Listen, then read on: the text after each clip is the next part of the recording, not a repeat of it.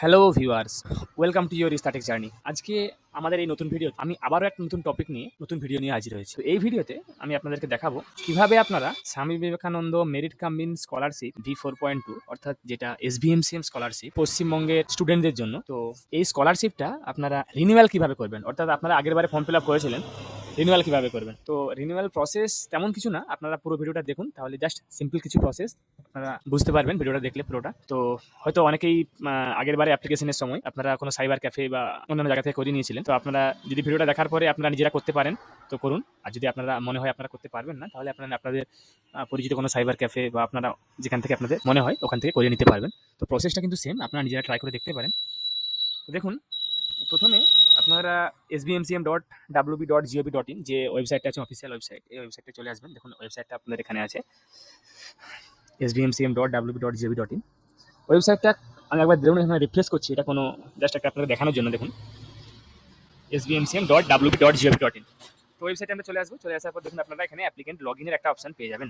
রেজিস্ট্রেশনটা কিন্তু রিনিউয়ালদের জন্য নয়, ওটা ফ্রেশ যদি আপনারা অ্যাপ্লিকেশন করতে চান তাহলে আপনাদেরকে প্রথমে রেজিস্ট্রেশন করতে হবে আপনাদের আইডি পাসওয়ার্ড পাওয়ার জন্য।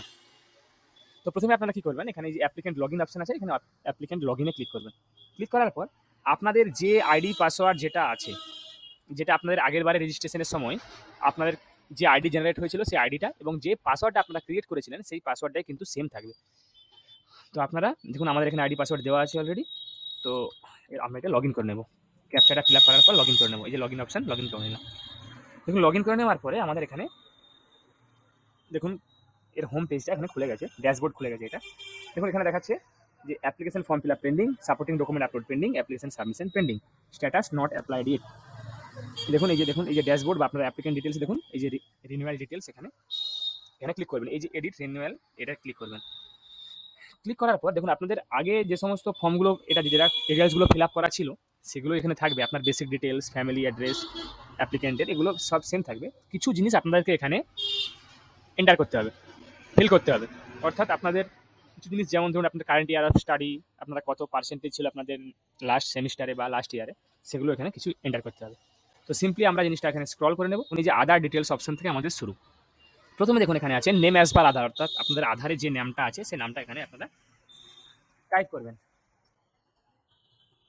টাইপ করার পর এখানে আপনাদের রেশন কার্ড নাম্বার বা খাদ্য সাথী আইডি, অর্থাৎ আপনারা যে RKSY দিয়ে যে কার্ডগুলো হয়, RKSY 1-2 বা SPHH বা PHH বা AAY, মানে পশ্চিমবঙ্গ সরকারের যে রেশন কার্ড, রেশন কার্ডের নাম্বারটা আপনাদেরকে এখানে টাইপ করতে হবে। রেশন কার্ডের নাম্বারটা আপনারা এখানে টাইপ করবেন।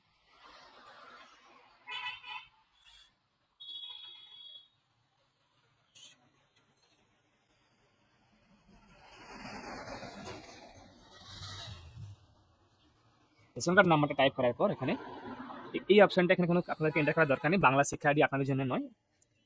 যদি কারো থাকে আপনারা এন্টার করতে পারেন, তবে বাংলা শিক্ষা আইডি আপনাদের জন্য নয়। এরপরে দেখুন আপনাদের ব্যাঙ্ক ডিটেলসটা অলরেডি এখানে ফিল করা আছে, যেটা আপনাদের আগেরবারে দেওয়া ছিল ফর্ম। স্ক্রল করার পর দেখুন এখানটা একটু কিন্তু ইম্পর্টেন্ট, এটা আপনার আছে details of qualifying public examination, year of last qualifying examination conducted by institution, council আর ইউনিভার্সিটি। এটা আপনারা লাস্ট যে এক্সামটা কোয়ালিফাইং, যে এক্সামটায় আপনারা কোয়ালিফাই করেছেন, অর্থাৎ আপনার লাস্ট সেমিস্টারের যে এক্সামটা, তার ডিটেলসটা এখানে দিতে হবে, কোন ইয়ারে আপনারা এক্সামিনেশনটা কোয়ালিফাই করেছেন। তো আমরা এখানে যেহেতু রিনিউয়াল করছি, আমার 2024-এই কন্ডাক্ট হয়েছে লাস্ট সেমিস্টার এক্সামিনেশন, তাই 2024 এখানে দিয়ে দিলাম। এরপর দেখুন আছে last qualifying examination conducted by institution, council আর ইউনিভার্সিটি। আপনাদের ইনস্টিটিউশনের নেম থাকলে দিতে পারেন এখানে, নাহলে ইনস্টিটিউশনটা যে ইউনিভার্সিটির আন্ডারে সেটা আপনারা এখানে পুট করে দেবেন, সিলেক্ট করে নেবেন।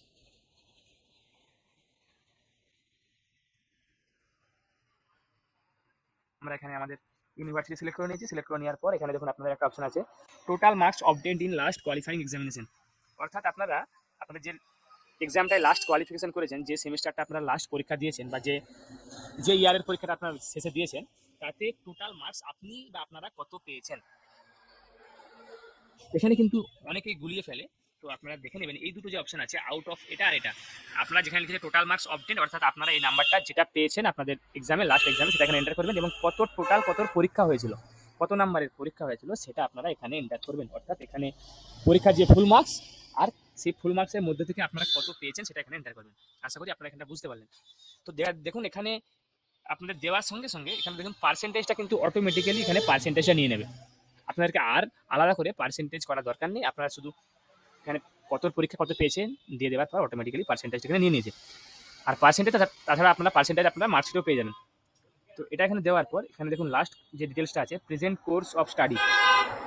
এখানে আপনাদের অলরেডি যেগুলো আপনার কোর্সগুলো সিলেক্ট থাকবে সেগুলো সিলেক্ট করে নেবেন। করে নেওয়ার পর এখানে দেখুন ডিসিপ্লিনটা আপনাদের এখানে যে কোর্সটা ছিল সেটা এখানে অলরেডি থাকবে।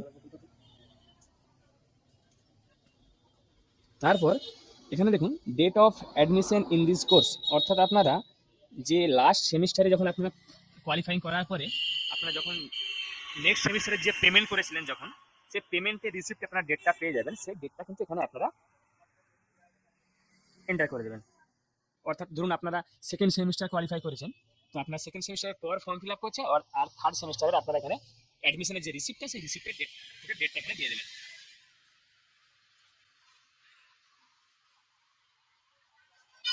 তো আমরা এখানে ডেটটা এখানে দিয়ে দেবো। ডেটটা দিয়ে দেওয়ার পর এখানে প্রেজেন্ট ইয়ার অফ স্টাডি দেখুন, এখানে কিন্তু এখানে অনেকে কনফিউজ হয়ে যায় এখানে যে আপনার ধরুন আপনাদের তো সেমিস্টার অনুযায়ী পরীক্ষা, তো এখানে সেমিস্টারের কোনো কিন্তু অপশন নাই। যেহেতু ইয়ার আছে তাহলে আপনারা একটা ইয়ারে দুটো সেমিস্টার, অর্থাৎ আপনাদের যদি দুটো সেমিস্টার কমপ্লিট হয়ে থাকে তাহলে আপনারা সেকেন্ড ইয়ার এখানে দেবেন, যদি চারটা সেমিস্টার কমপ্লিট হয়ে থাকে তাহলে আপনারা এখানে থার্ড ইয়ার দেবেন। তারপর এখানে দেখুন ডিস্ট্রিক্ট অটোমেটিক্যালি সিলেক্ট হয়ে গেছে এবং আপনাদের ইনস্টিটিউশনটা কিন্তু এখানে অলরেডি ফিল করা আছে। তো এগুলো ফিল করার সময় একটু আপনারা ভালোভাবে দেখে নেবেন, আপনাদের চেক করে নেবেন ভালোভাবে যে ঠিকঠাক ফিল আপ করলেন কিনা। তারপরে আপনারা সেভ অ্যান্ড কন্টিনিউ অপশনে ক্লিক করবেন।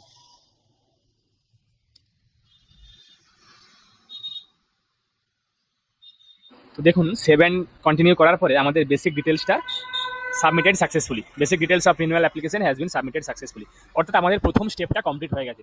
তো এরপরে যে স্টেপ সেটা হচ্ছে আপনাদেরকে ডকুমেন্টগুলো আপলোড করতে হবে এবং তারপরে সাবমিট করতে হবে। তো ডকুমেন্ট কী কী আপলোড করতে হবে আপনাদেরকে, যেরকম আপনারা আগের বারে করেছিলেন আপনাদের ফার্স্ট এবং সেকেন্ড সেমিস্টার বা থার্ড এবং ফোর্থ সেমিস্টার, মানে যেটা আপনাদের অনুযায়ী প্রযোজ্য। তো লাস্ট দুটো সেমিস্টারে আপনাদেরকে বোথ সাইড স্ক্যান করে আপলোড করতে হবে। এখানে দেখুন এখানে দুটো আছে মার্কশিট, বোথ সাইড করতে হবে বোথ সেমিস্টারে। তো এরপর আপনাদের এখানে যে অ্যাডমিশন রিসিপ্ট, সেই অ্যাডমিশন রিসিপ্টটা এখানে আপলোড করতে হবে আপনাদের যে সেমিস্টারে আপনাদের এখন রানিং তার যে অ্যাডমিশন রিসিপ্ট, এবং তার সঙ্গে ইউটিলাইজেশন সার্টিফিকেট।